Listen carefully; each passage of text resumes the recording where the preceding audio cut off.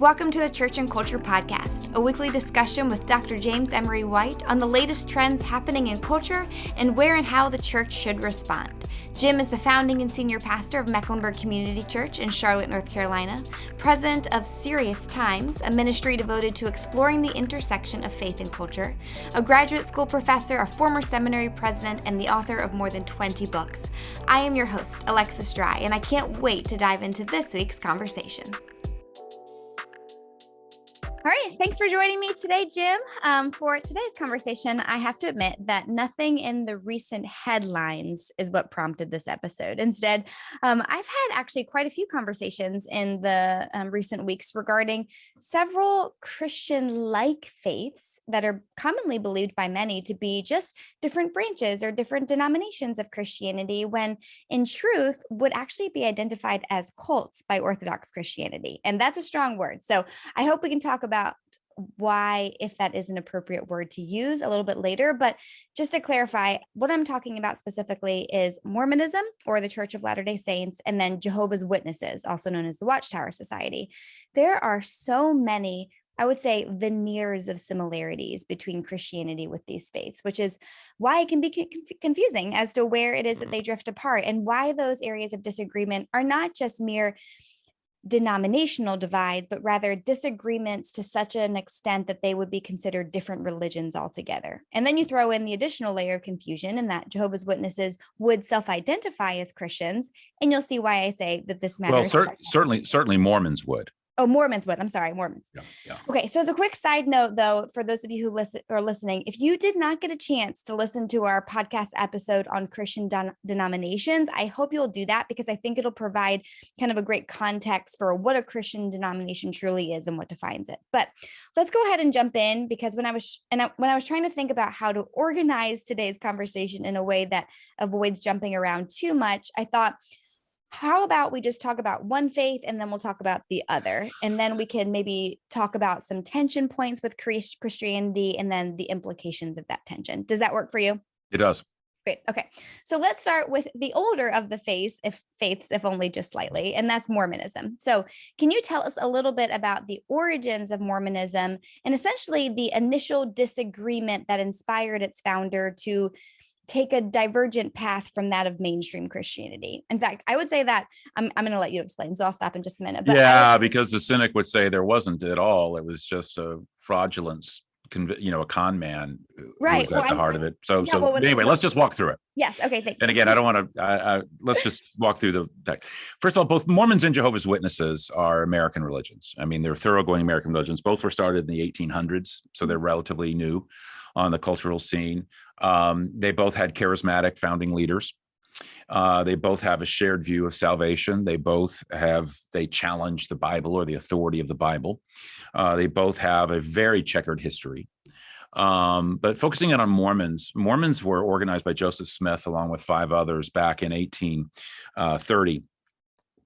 And he believed or put forward this idea that authentic Christianity was gone by the time of Constantine in the early 300s, and that everything since then just wasn't authentic Christianity until restored by him and restored by the Mormon Church, the Church of Jesus Christ of Latter-day Saints. He had his first vision, he claimed, in 1820 at the ripe age of 14. And that founding vision when he was 14 told him that all religions in the world were wrong. All of them were wrong. And then later he was delivered, he said, these golden plates from that became known as the Book of Mormon. They were delivered to him by the angel Moroni. And they're called the Book of Mormon because in Mormon theology or thinking, in Joseph Smith's presentation of it, Moroni's father, angels have children in Mormon thinking, was named Mormon. Mm-hmm. And so Moroni brought the plates, but his father was Mormon. They called it the Book of Mormon. And so the Book of Mormon has some interesting thoughts and ideas, largely that, one of the heart of it is that the Indians, American Indians, were descendants of the Jews who migrated here and developed a vast civilization, 30, 40 major huge civilizations and cities and empires, and as late as 400 AD. which will be relevant in a minute because in terms of archaeological evidence. Right. So as late as 400 AD.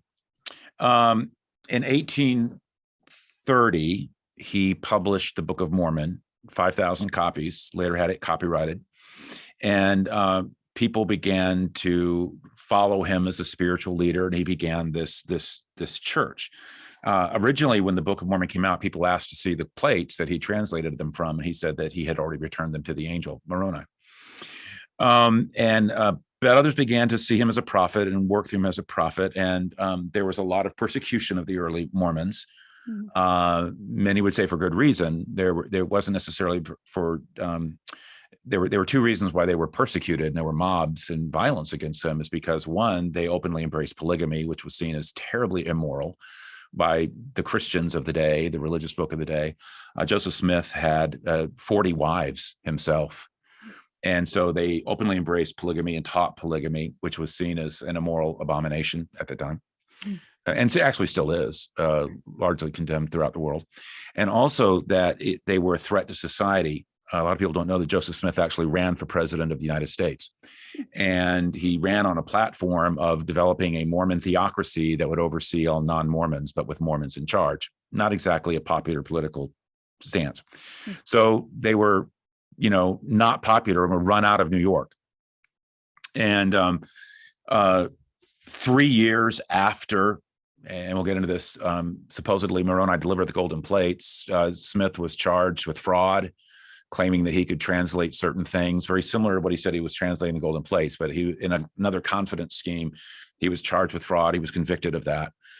But anyway, Smith was later arrested, and he was killed by a mob at the age of 38.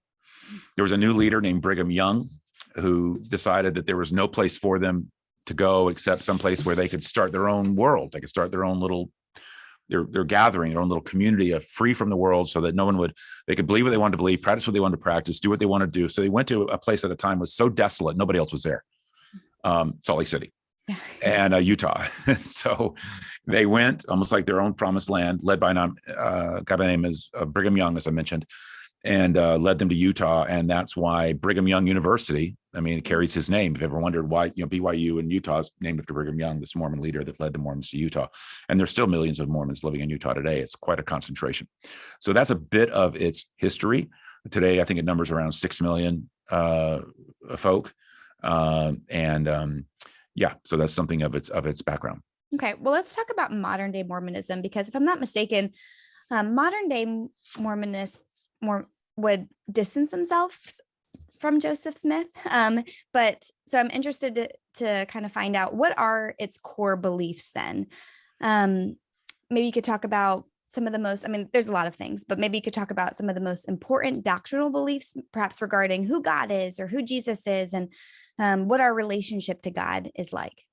I don't know if they've distanced themselves from Joseph Smith. That would be news to me. And they may not like some of the parts of his story that are hard, to get out there. But he's the founder of the religion, the one that the angel appeared to, and he's their prophet. And in fact, they teach, and one of the things that I'll get into is that nobody gets into heaven unless Joseph Smith says so. Joseph Smith actually is the one who holds the keys to heaven.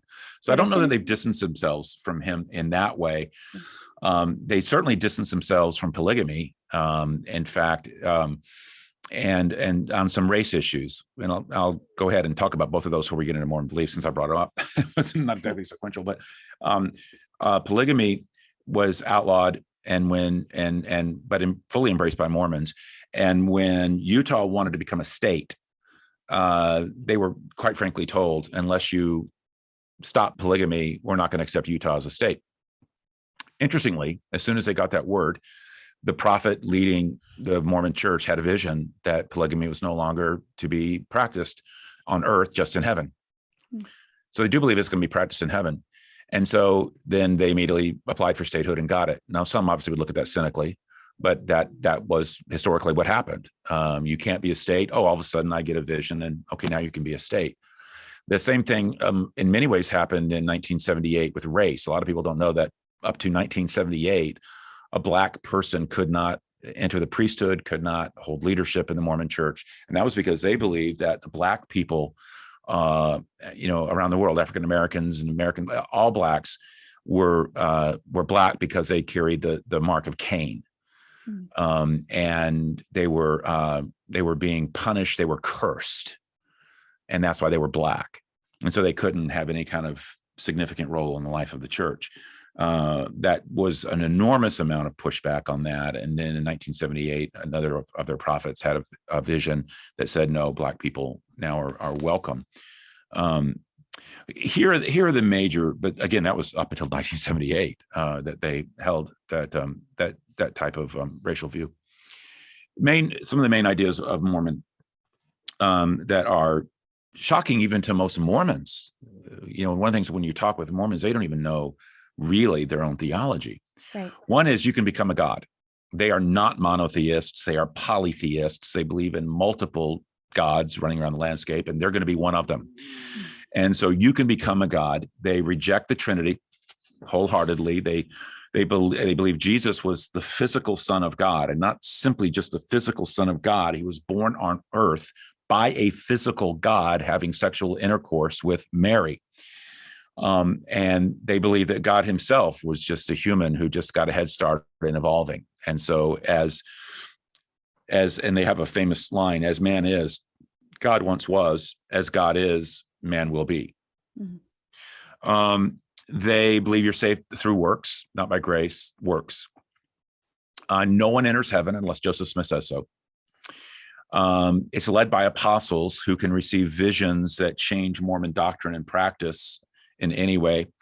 And the Bible is only correct insofar as it is correctly translated, and they do the translating. So they put the Bible under them. It's like it's not authoritative just to the degree that we say it is authoritative and where. And then they added scriptures, the Book of Mormon, obviously, and then two others, the Pearl of Great Price and Doctrine and Covenants. And so those are some of its major beliefs, which obviously has an enormous amount of tension that you can imagine with the Christian faith. Sure. For example, teaching in direct contradiction to historic Christian faith in the Bible. There's another tension is that there's I mentioned how the Book of Mormon holds that there was this vast civilization in America made up of Indians who were descendants of Jews. First of all, there's absolutely no proof whatsoever that Indians were descendants of Jews. And second of all, that these vast civilizations, massive cities, huge empires that existed as late as 400 AD, you'd have archaeological evidence. Sure. Just like you can go and find ones that are a lot earlier than that in terms of Mexico, and you see where the Aztecs and others were, and you can go to Machu Picchu in Peru and all these things. In America, nothing. I mean, we're not talking scant evidence. We're talking nothing, nothing. And that's it's an archaeological impossibility that you would have vast civilizations on American soil as late as 400 AD and not even have one shred of evidence, not one brick, not one imprint, not one anything. Like there's nothing. Yeah. You also have the character of the founder. I mentioned he was found guilty of fraud, and he was known as a confidence trickster. And a lot of what he was convicted of fraud at were the very things that were part of the Mormon faith and how he said the golden plates came.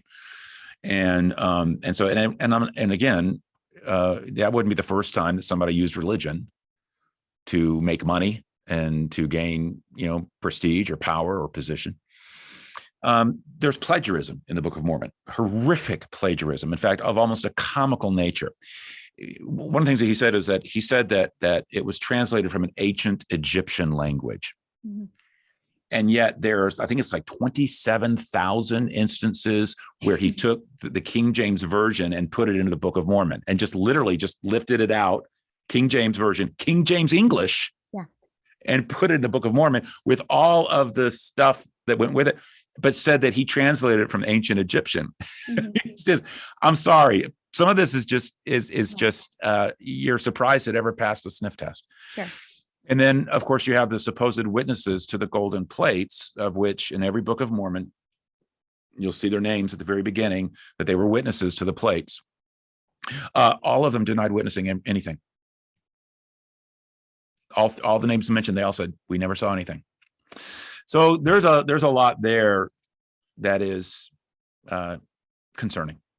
Well, okay, so I'm kind of with you of like, I mean, there's not really archaeological support of this. I mean, there's just a lot of question marks for me. So I'm kind of wondering, so what is it? What is the source of authority then Right. for Mormons? Like where do their theology and practices, where are they sticking a stake in the ground saying like, this is on this, we hold our beliefs?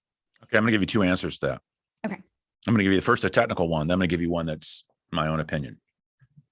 But I'll give you some background for it that I'm not even sure you know about me. Ooh, okay. There's a lot you don't know. I'm increasingly learning more. I know. The nature of being a private person or wanting to be. The authoritative sources of Mormonism are, as I mentioned, the Book of Mormon and the Pearl of Great Price and the Doctrine and Covenants, those three written things. And then the apostles, the group of apostles that are the ultimate spiritual authority and can, convey visions from God and literally what they say goes. I mean, it's far beyond the Pope. I mean, it's just like, this is the revelation of God. Their practices, and particularly their secret rituals, and if you've heard things like they wear special underwear, it's true. They do. They have special holy underwear that they wear, and there's their temple rituals are kept shrouded in secret. Their weddings are kept in secret, and all of that happen are in secret.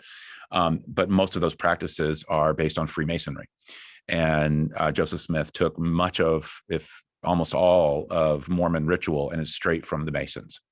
And we could have another conversation about the Masons, and they've got their own stuff. But Freemasonry is the basis of that. But now let me give you another thing that I think holds Mormonism together. You may not know, I lived in Utah for 5 years. Oh. And in Salt Lake City, a suburb of Salt Lake City called Bountiful. And it was it was during my my middle of my boyhood. We left right after I completed 8th grade. So late elementary and then all of middle school was spent in Utah.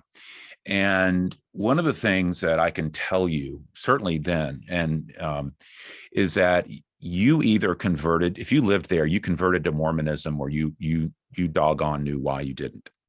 It was, the cultural pressure was freakish, and the hold on that area was freakish. And you to be a Mormon was not theological. It was societal. It was cultural. It was sociological. You throw a rock and hit the average Mormon, and they wouldn't know any of the beliefs that we just went over. It was a way of life. It was family, and it was family night, and it was keeping up food reserves, which they believed in doing. And it was being clean cut, and it was not smoking, and it was not having caffeine, and it was, or drinking alcohol. It was the temple. It was going to your stake, your local, what they would call a church. And you would, it was a way of life, much like maybe an Amish person or someone like it was a way of life and less a doctrinal creed. And it was so insular and in Utah that you just were, to be raised a Mormon, to say you were a Mormon meant more of a way of life.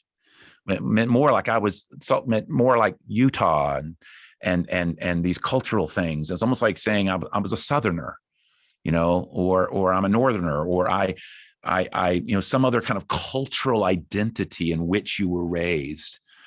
Much like today, you might say someone was raised a Jew in Jewish culture in New York, and all that meant, but they themselves would not be a practicing Jew. Mm-hmm. And so I think that's really what holds a lot of Mormonism together, is just kind of a basically good life, and trying to live a clean life, and all these cultural trappings of pro-family and pro-marriage and lots of kids and throw in a little God. And in many ways, I think that's what is the attraction of Mormonism and what holds a lot of Mormonism together. It's cultural more than it is theological.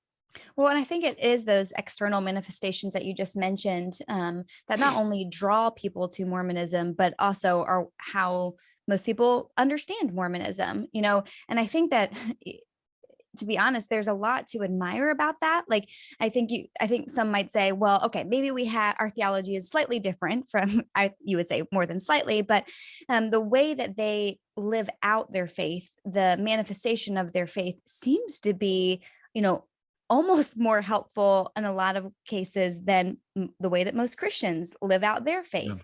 It So shouldn't be, but you're right. right. So does that count for something? Well,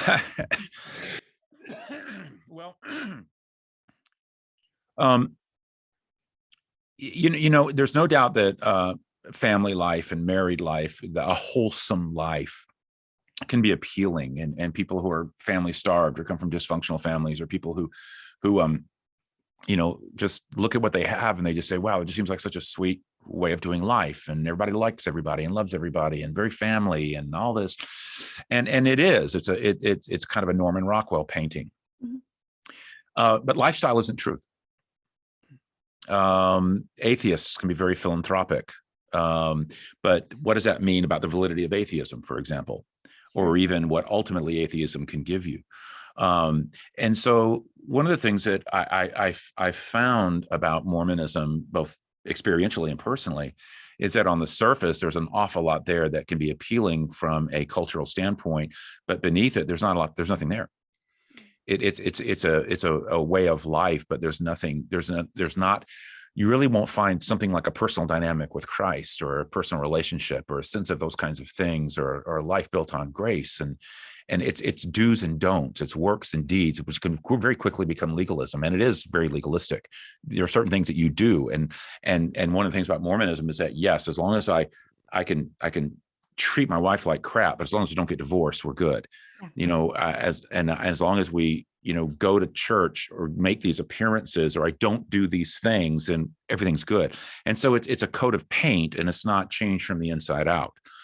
It's not that there's not a lot of good people who are Mormons, but I mean, it's just that it's not a life-giving, anything built on legalism, anything built on works, it's not life-giving, it's life-taking.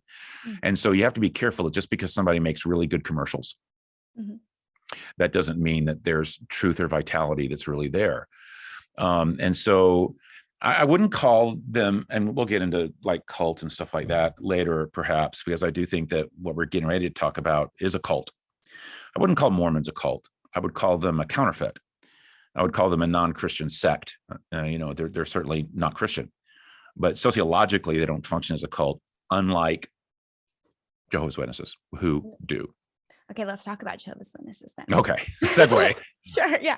Okay, so can you, let's start, I guess, the same way we did with Mormonism. Can you talk about the origin of Jehovah's Witnesses? Yeah, it was founded by a guy named Charles Russell in the late 1800s. Basically, it's an end of world kind of, the way he got his attention was making predictions about the end of the world.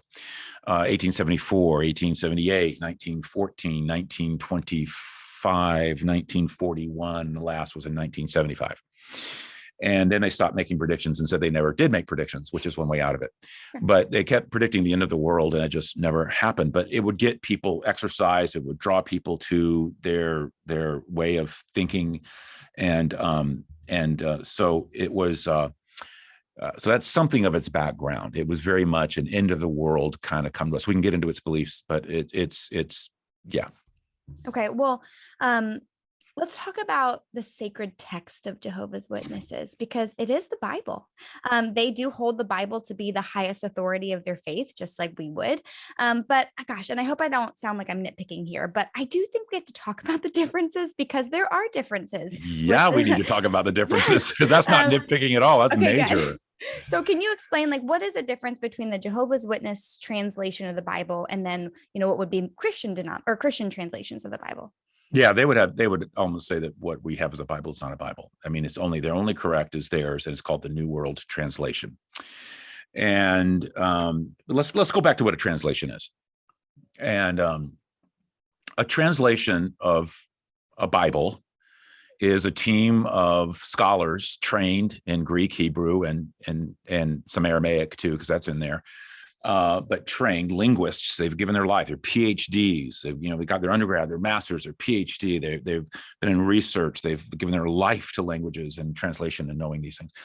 And these team of experts go to the Greek and Hebrew manuscripts of the Bible, of which we have extensive, startling amounts to work from. And in terms of the Old Testament and the Greek New Testament, and And they translate those original manuscripts into contemporary English. And periodically there are fresh translations, not because things have changed with the original Greek or Hebrew manuscripts, but because the English language has changed. And so our words don't always mean the same as they did, or our language is changing. So we need to go back, and this is how you would best capture that in the way we talk today in terms of Greek. Not the Jehovah's Witnesses. Their New World translation is not done by a team of experts or linguists or people trained or any of those kinds of things. Their goal is to take Scripture, what Scripture clearly says, and they change it to fit Watchtower teachings and Watchtower ideas.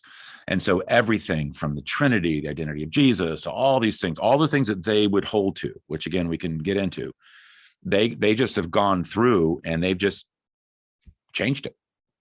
I mean, not based on Greek, not based on Hebrew, just they've just gone through and rewritten the Bible in their own image, and so that it says what they want it to say. And so it's startling the pluck it took to do something like that. Yeah. But that's in essence what that distinctive is. Okay, so what then are some of the central doctrines of Jehovah's Witnesses? Yeah, again, I think this is going to be startling to many Christians. They don't believe Jesus is, God the Son, second person of the Trinity. They believe actually Jesus is Michael the Archangel. Mm-hmm. So Michael the Archangel is Jesus. And they believe that Jesus was not resurrected from the dead. There was no resurrection. I mean, the heart of the Christian faith, just right there, the heart of the Christian faith, the resurrection is completely rejected by the Jehovah's Witnesses. They don't believe the Holy Spirit is a person, certainly not the third person of the Trinity, and not a person, just an impersonal force, an energy field. There is only one translation of the Bible that is acceptable, accurate, authoritative, which we've talked about, and only 144,000 are saved. That's it, 144,000. And then if you're lucky, you might get to, if you're not in the 144,000, you might get to live on earth, which is lesser than heaven, but some would get to live on earth, but the vast majority are just annihilated.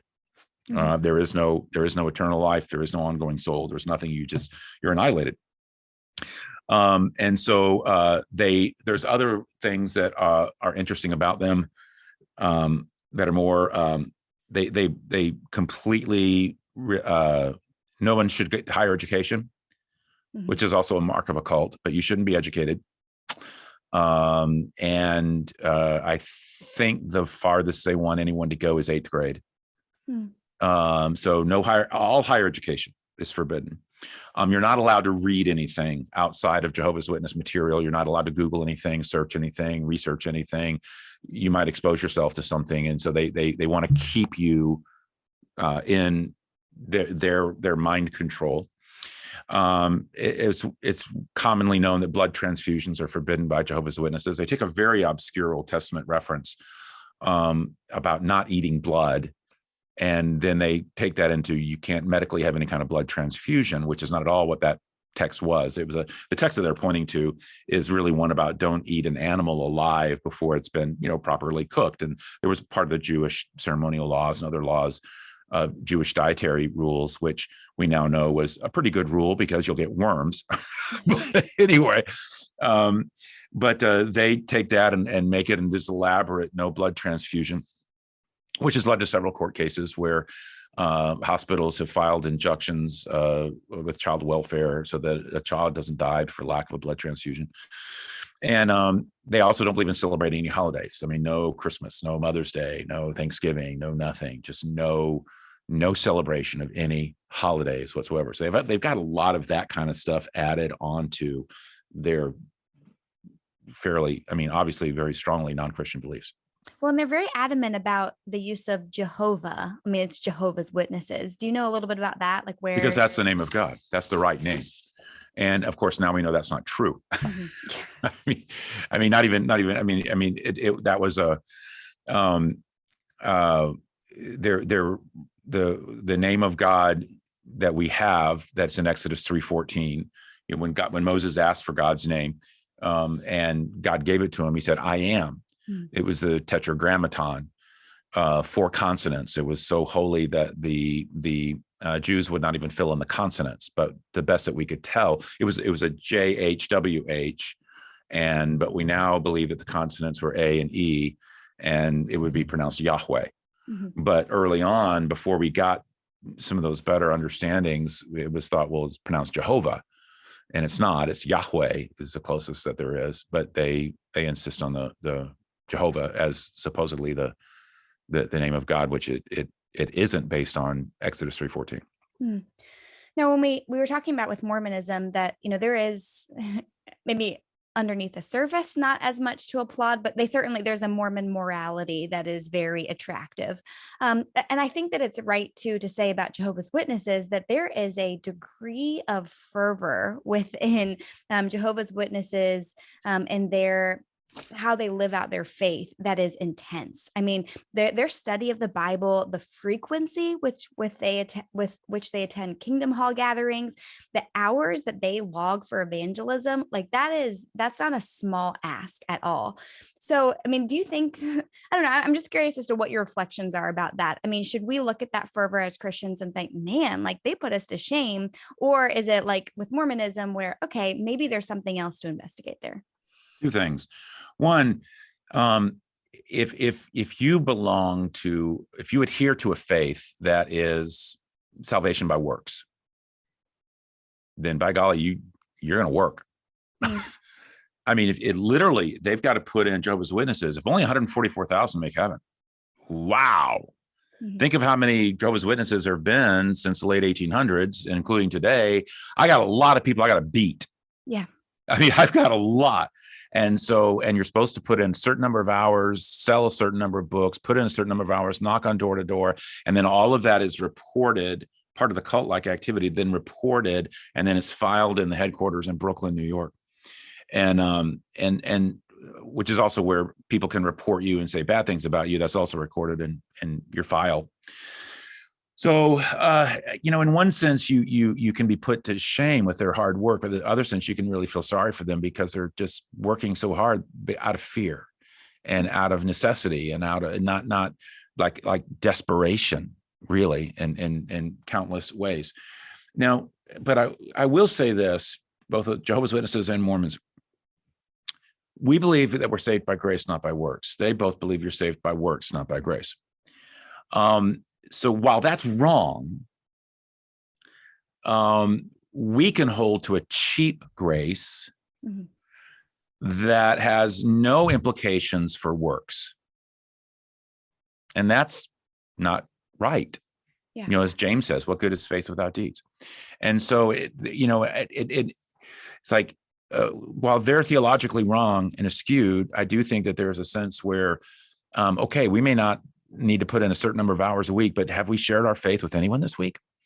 Have we made, we're not Mormons, but have we, and we're saved by grace, but are we the implications of grace in terms of how I treat my wife and invest in family and try to do, good things? Is that there?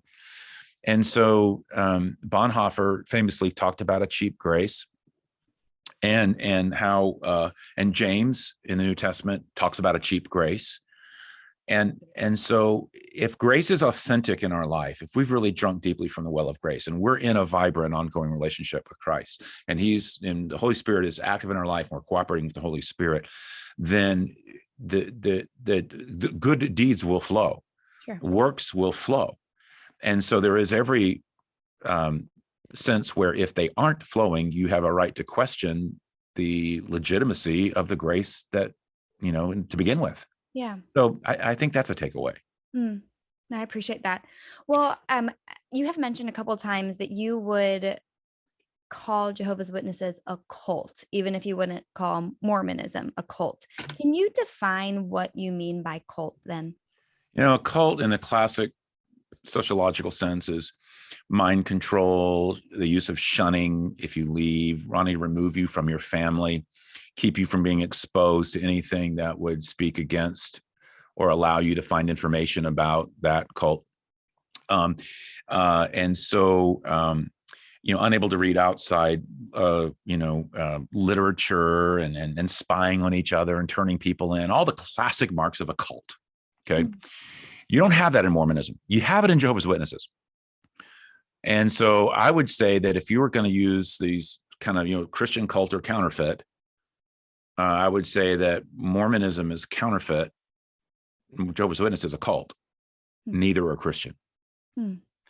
And so I do think that would be the distinction that I would make. Well, just for our listeners' sake, I mean, gosh, we barely scratch the surface on all there is to talk about with regards to Mormonism and Jehovah's Witnesses. But I think our goal was essentially just to distinguish what are uncommonly known beliefs about these two faiths.